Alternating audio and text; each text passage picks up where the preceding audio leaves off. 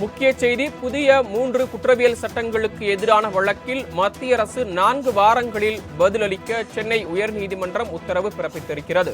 முக்கிய செய்தியாக பார்த்துக் கொண்டிருக்கிறோம்.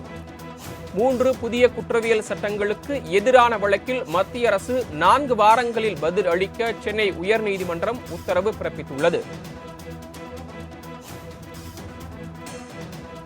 காஞ்சிபுரத்தை சேர்ந்த ஜீவன்குமார் தாக்கல் செய்த மனுவுக்கு பதிலளிக்க மத்திய அரசுக்கு சென்னை உயர்நீதிமன்றம் உத்தரவு பிறப்பித்துள்ளது. 3 புதிய குற்றவியல் சட்டங்களுக்கு எதிரான வழக்கில் மத்திய அரசு 4 வாரங்களில் பதிலளிக்க சென்னை உயர்நீதிமன்றம் உத்தரவு பிறப்பித்துள்ளது. காஞ்சிபுரத்தை சேர்ந்த ஜீவன்குமார் என்பவர் தாக்கல் செய்த மனுவுக்கு பதிலளிக்க மத்திய அரசுக்கு சென்னை உயர்நீதிமன்றம் உத்தரவு பிறப்பித்துள்ளது. கூடுதல் விவரங்களை வழங்குவதற்காக செய்தியாளர் கிருஷ்ணமூர்த்தி இணைப்பில் காத்திருக்கிறார். கிருஷ்ணமூர்த்தி, இந்த வழக்கு குறித்தும் வழக்கு தொடர்பாக சென்னை உயர்நீதிமன்றம் மத்திய அரசுக்கு பிறப்பித்திருக்கக்கூடிய உத்தரவு குறித்தும் விரிவான விவரங்களை பதிவு பண்ணலாம். வணக்கம்.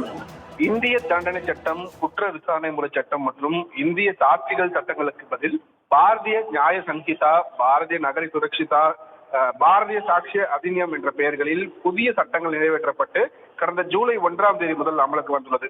இந்த சட்டங்களுக்கு இந்தியில் பெயரிடப்பட்டது சட்டவிரோதமானது என கூறி காஞ்சிபுரத்தைச் சேர்ந்த விவசாயி ஜீவன்குமார் என்பவர் சென்னை உயர்நீதிமன்றத்தில் பொதுநல வழக்கு ஒன்றை தாக்கல் செய்திருக்கிறார்.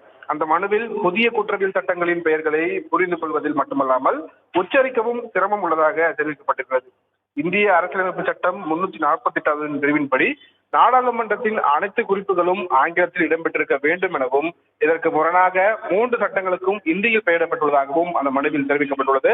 3 குற்றவியல் சட்டங்களுக்கும் ஆங்கிலத்தில் பெயர் சூட்ட மத்திய அரசு உத்தரவிட வேண்டும் எனவும் மனுவில் கோரிக்கை வைக்கப்பட்டுள்ளது.